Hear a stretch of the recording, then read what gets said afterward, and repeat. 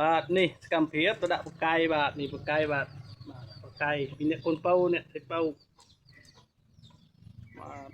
ត្រៀមខ្លួនចេញដំណើរទៅដាក់បកាយហើយធ្វើម៉េចទេជីវិតអ្នកស្រែបាទនេះវាលស្រែដែលយើងត្រូវមកដាក់បកាយណាបាទបងប្អូនអាចតាមដានមើលថាតើព្រឹកនេះ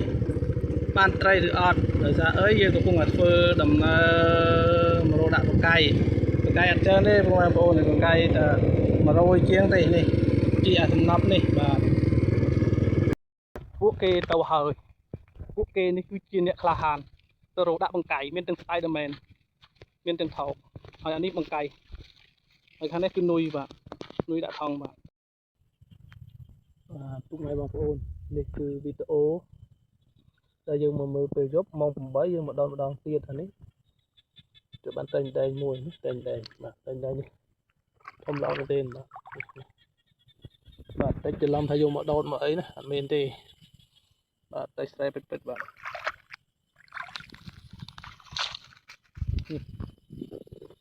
តែស្រែពិតៗធំល្អណាស់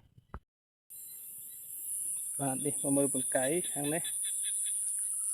ក៏បានទឹកមួយទៀតហើយនេះទឹកពួកទឹកពួកចាប់10វ៉ាន់នេះបង្កាយ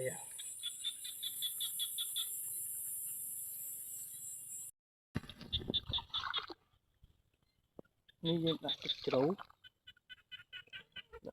យើងជប់ត្រីត្អូនដាក់ទឹកជ្រៅជប់ត្រីត្អូន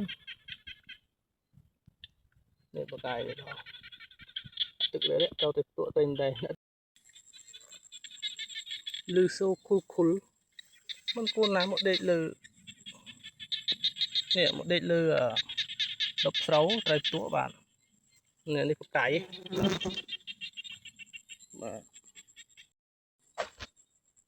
បាទជំរាបសួរពុកម៉ែបងប្អូនដែលឃើញសត្វខ្យងស៊ីបកាយជាប់នេះសត្វខ្យងស៊ីបកាយចង់នេះខ្យងថៃខ្យងសៀមទៅអាចោនេះសាហាវណាដូចស៊ីទាំងបកាយទៀតបាទអានេះគឺត្រីទៅមើលពេលយប់បាទមើលពេលយប់នេះបានត្រីអណ្ដែង1 2 3 4អណ្ដែង4បានទន់3ហើយតែអណ្ដែងរឹង1តែផ្ទក់1 2 3 4 5បាទហើយនឹងត្រីត្អូន2 3នេះត្រីត្អូនបាទត្រីត្អូនយើងឃើញថាបានត្រី4 10ដែរពេលយប់តែមើលពេលព្រឹកតើវាមានត្រីត្រូវទៀតអត់បាទជំរាបសួរបងប្អូននេះព្រឹកឡើងស្រាងម៉ោង5:40 នាទីយើងចាប់ផ្ដើមមកមើលបកាយហើយនេះបកាយយើងដាក់តាមនេះតើត្រូវឬអត់បងប្អូននឹងមើលទាំងអស់គ្នាតាមដានអស់គ្នាអាចមកអស់ពី3ឥឡូវនេះឃើញមួយហើយបងប្អូននេះឃើញមួយហើយខ្វាក់តែទួនេះនិយាយពីជិប10ចាប់ដាំងលឿនណាស់នេះបាទនេះមុខវានេះមួយនេះដឹងតែមិនទេបងប្អូននេះអត់ទាំងអស់គ្នាយ៉ាង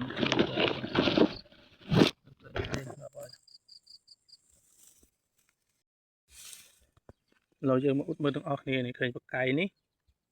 វាត្រេតហើយឥឡូវយើងមើលឃើញនុយនេះវានៅលើនុយនៅលើហើយយើងមើលខាងក្រោមបាទតើតែងបាទងាប់ហើយនេះពុកម៉ែបងប្អូនបកាយក្នុងវែកមួយតុកទូក្នុងវីតែមិនដឹងថាសៀងឬក៏អំបិលទេអំបិលឬក៏ស៊ុបទេបងប្អូនអើយនេះយើងតាមដានមើលថា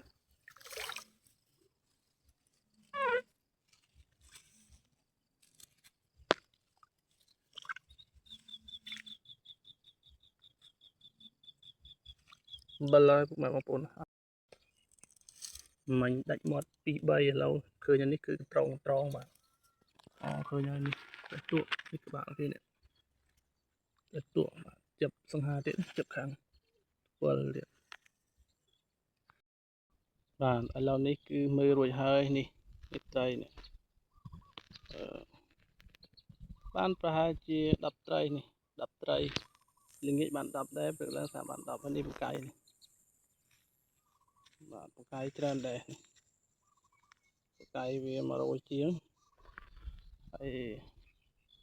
ដាក់ហើយសារត្រឡប់ទៅផ្ទះវិញនេះថ្ងៃហើយនេះបាទនេះគឺត្រីបកាយពេលព្រឹកឡើងបាទបានត្រីដែងប្រហែលទៀតមើលសិនបាទ1 2 3